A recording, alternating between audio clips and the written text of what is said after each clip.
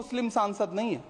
ये भी जिस मुस्लिम वक्त सांसद नहीं मैं है। लोकसभा कह रहा हूं, सुना करिए, फिर ये जिस वक्त मुसलमानों के बिल हक की को बात करते मुस्लिम हैं। महिलाओं को हक दिलाने वाला बताया जा रहा है, उसे संसद में पेश करने वाली पार्टी के पास न तो राज्यसभा में, न लोकसभा में, न देश की किसी विधानसभा में एक भी मुस्लिम महिला सदस्य नहीं। कल किरण रिजिजू जी कह रहे थे कि अस्सलाम वालेकुम एवरीवन, कैसे हैं आप सब। उम्मीद करती हूँ आप सब अच्छे होंगे। तो आज की वीडियो होने वाली है वो है Imran Pratapgarhi speech on Waqf bill.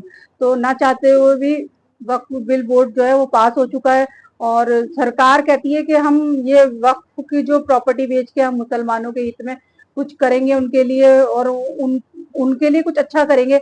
लेकिन सरकार ने कभी मुसलमानों के लिए अच्छा किया ही नहीं। वो तो हमेशा उनके जो नेता हैं वो भड़काऊ भाषण ही देते हैं मुसलमानों के खिलाफ और जनता को भी भड़काते ही हैं। तो देखते हैं इमरान प्रतापगढ़ी ने अपनी स्पीच है या उनकी शायरी है उसमें क्या कहा है। वैसे वो जो है वो मुसलमानों के हक में काफी अपनी आवाज उठाते हैं और उनकी जो शायरियां होती हैं वो भी बहुत अच्छी होती हैं, दिल को छूने वाली होती हैं। तो चलिए देखते हैं हम पहले वीडियो और फिर करेंगे उसके बारे में बात। और इस वीडियो का जो ओरिजिनल लिंक है वो आपको डिस्क्रिप्शन बॉक्स में मिलेगा, आप वहां जाकर ओरिजिनल वीडियो भी देख सकते हैं। तो चलिए स्टार्ट करते हैं।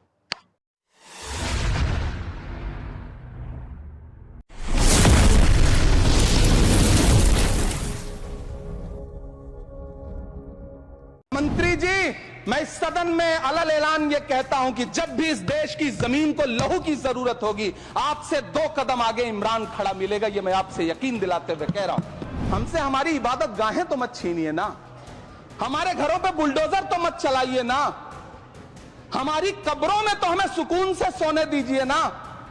जिल्ले इलाही, जमहूरियत जो है वो नफरत और ठसक से नहीं चलती है, अकड़ से नहीं चलती है। उसमें सबकी हिस्सेदारी जरूरी है। नीतीश कुमार जी हो, चंद्रबाबू नायडू जी हो, चिराग पासवान जी हो, जयंत चौधरी जी हो, देवे गौड़ा जी हो, जीतन राम मांझी जी हो, सबको समझना पड़ेगा कि जब जंगल में आग लगती है तो न वो बरगद बचते हैं जो हवा को आंधी में तब्दील करते हैं, न वो बांस बचते हैं जो आपसी रगड़ से चिंगारी पैदा करते हैं। ये सरकार रात के 3 बजे तक पूरे देश को जगा करके संसद में अपने ही नागरिकों को नीचा दिखाने के लिए वक्फ बिल ला रही थी, तो उधर रात के 1:30 बजे अमेरिका हम पर 26% टैरिफ लगा रहा था। कि चरागों के सफर में दबदबा हो आंधियों का, तो फिर अंजाम जुल्मत के सिवा कुछ भी नहीं होगा। ये दुनिया नफरतों के आखिरी स्टेज पर है, इलाज इसका मोहब्बत के सिवा कुछ भी नहीं होगा। धन्यवाद सभापति महोदय। हम ही को कातिल कहेगी दुनिया, हमारा ही कत्लेआम होगा। हम ही कुएं खोदते फिरेंगे, हम ही पे पानी हराम होगा। सभापति महोदय, सन 1947 में दिल्ली की जामा मस्जिद की तारीखी सीढ़ियों पर खड़े होकर के भारत रत्न मौलाना अबुल कलाम आजाद साहब ने कहा था कि मुसलमानों कहां जा रहे हो, यह है तुम्हारा मुल्क, यहां तुम्हारे आबाओ अजदाद की कब्रें हैं। उस वक्त मौलाना आजाद की ये सदाएं सुन करके लोगों ने अपने सरों की गठरियां उतार करके रख दी थी। आज उसी दिल्ली में मौजूद देश की संसद में एक बिल आया है जो हमसे उसी जामा मस्जिद की सीढ़ियों के सबूत मांगेगा, जो उन्हीं सीढ़ियों के पास अपनी कब्र में सोए हुए मौलाना आजाद को फिर से कब्र से सदा देनी पड़ेगी कि ये जो कब्र है वो मेरी कब्र है, ये किसी सरकार की जागीर नहीं है। सभापति महोदय, मैं जहां खड़ा हूं इसी संसद भवन के सामने सड़क के उस पार अपनी कब्र में सोए हुए भारत के पूर्व राष्ट्रपति फखरुद्दीन अली अहमद की कब्र है।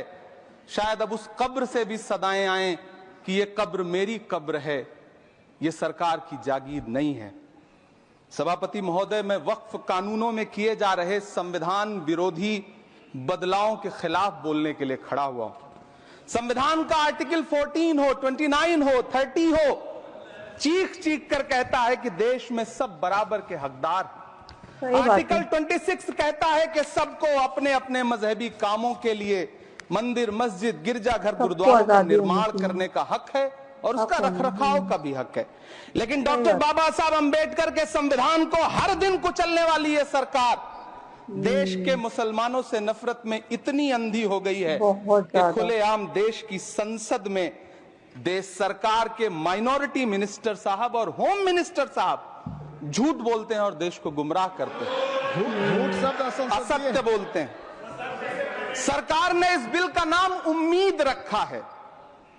मंत्री जी कल से इसे देश के मुसलमानों के लिए नई उम्मीद बता रहे हैं। नहीं मंत्री जी, न तो ये बिल मुसलमानों के लिए नई उम्मीद है और न ही उम्मीद की नई किरण।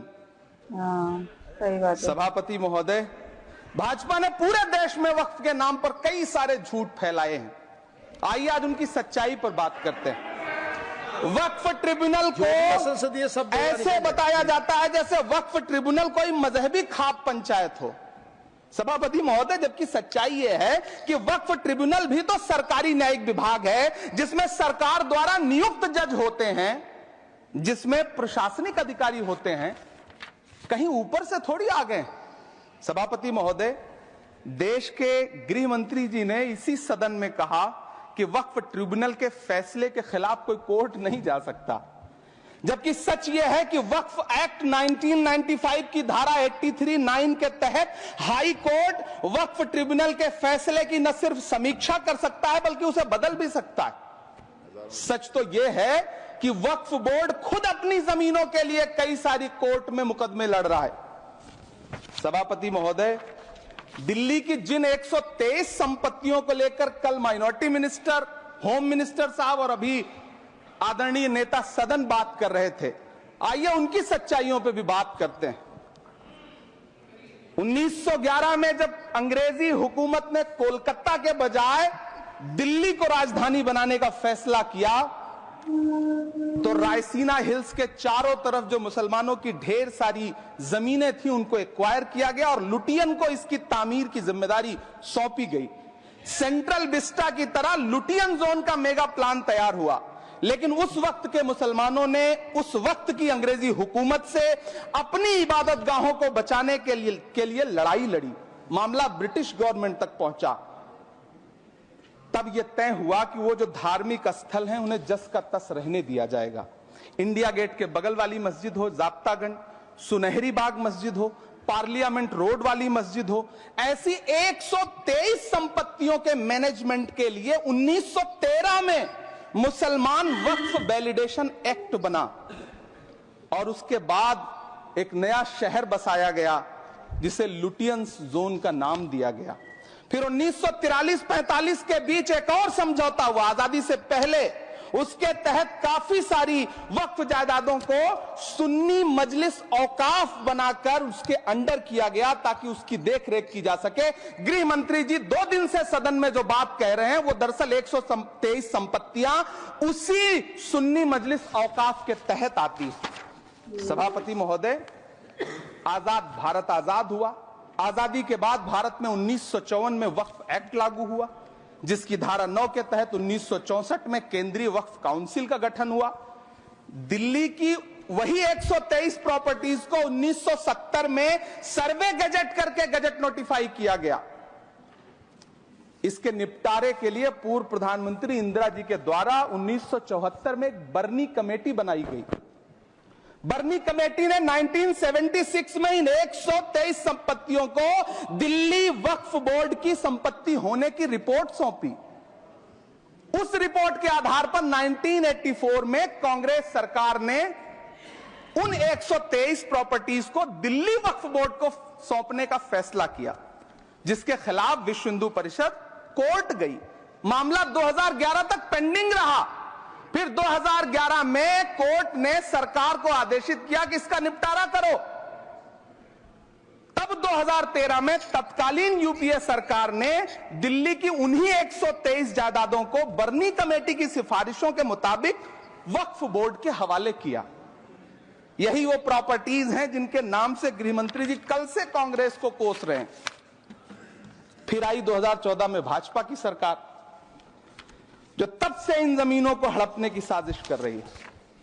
जिस बिल को मुसलमानों के हुकूक की हिफाजत करने वाला बिल बताया जा रहा है, उसी को पेश करने के लिए और उस पर बात करने के लिए लोकसभा में भाजपा सरकार के पास एक भी मुस्लिम सांसद नहीं है।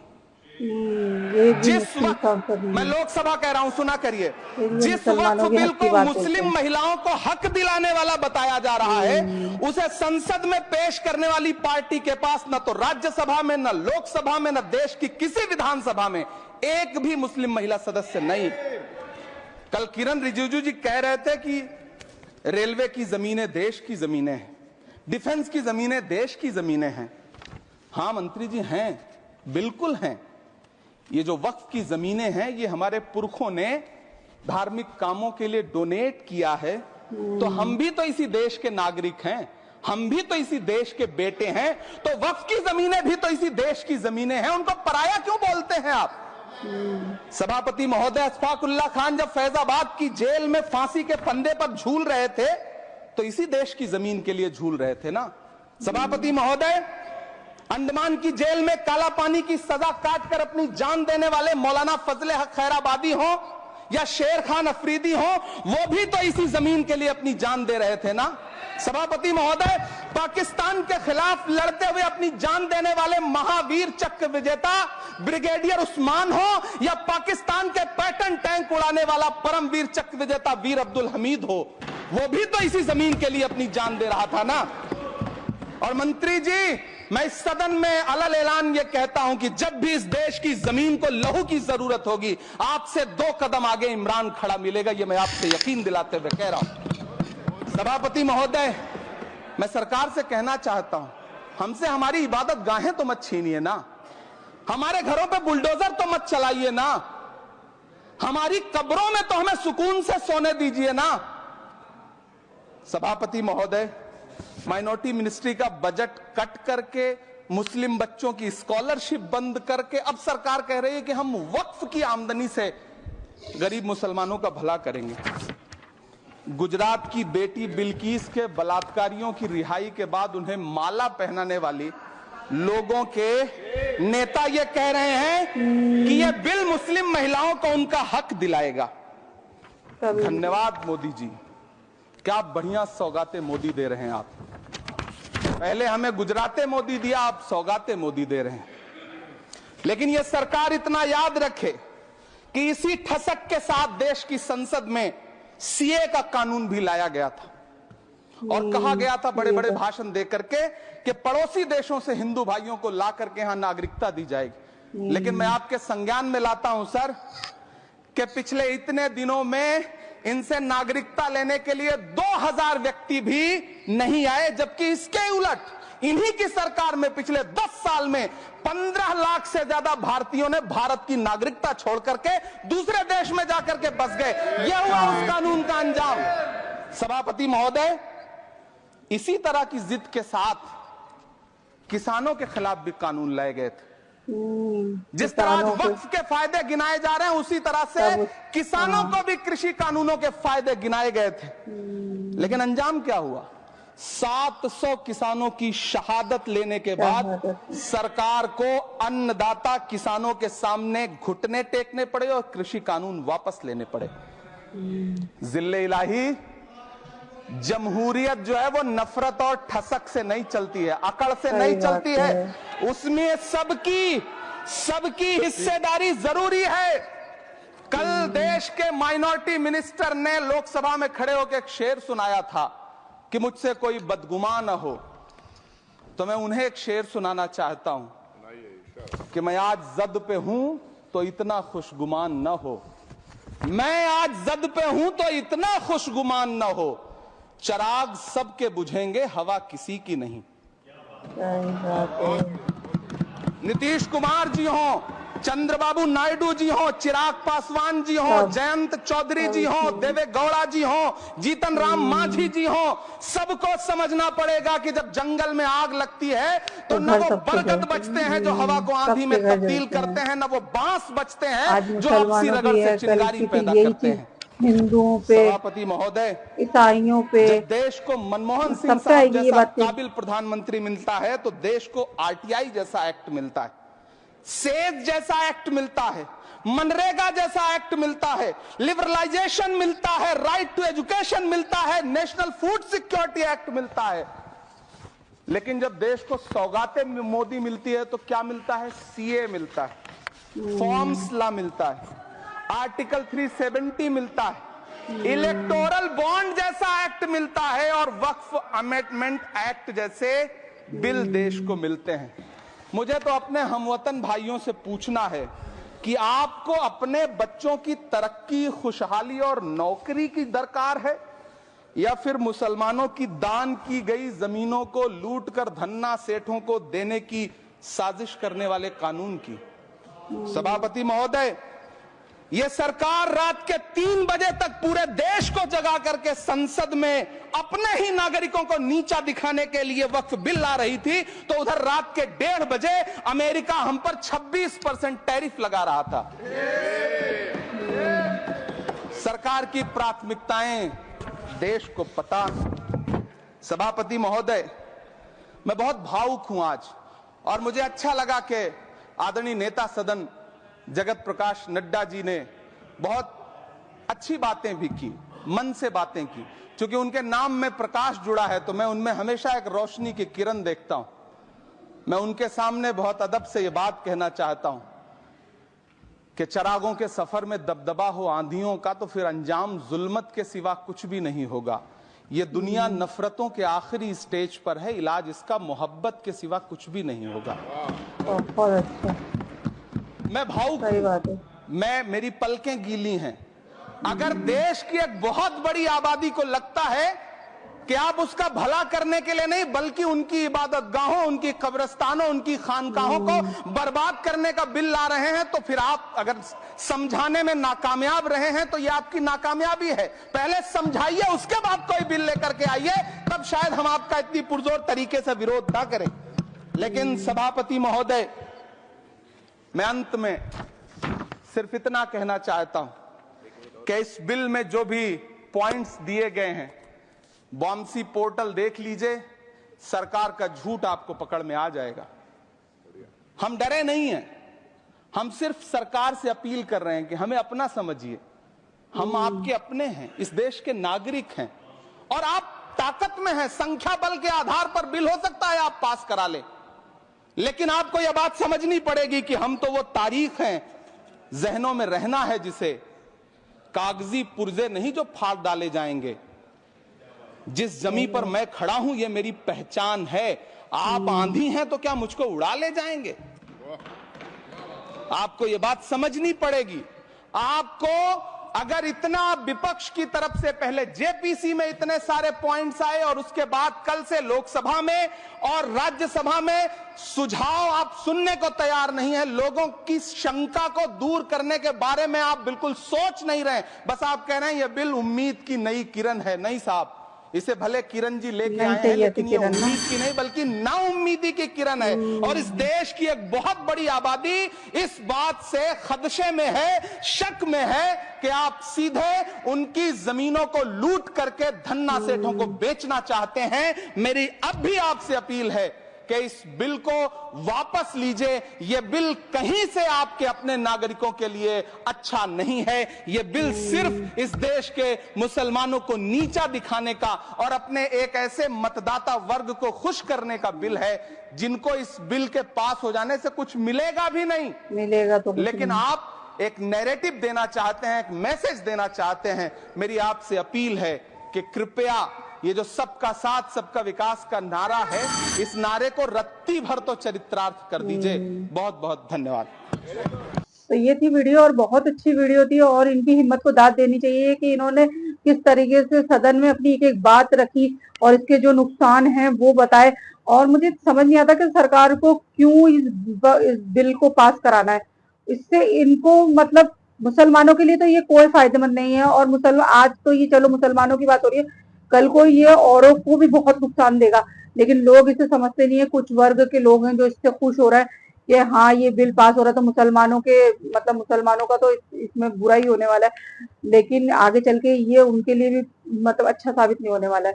तो गाइस ये था मेरा रिएक्शन। आई होप आपको वीडियो पसंद आए। वीडियो पसंद आए तो लाइक करें, शेयर करें, कमेंट करके जरूर बताएं। और आप बिल्कुल सब्सक्राइब नहीं कर रहे हैं, चैनल को सब्सक्राइब करें। आपके सब्सक्राइब करने से हमें मोटिवेशन बहुत मिलेगी। तो चलिए मिलते हैं नेक्स्ट वीडियो में।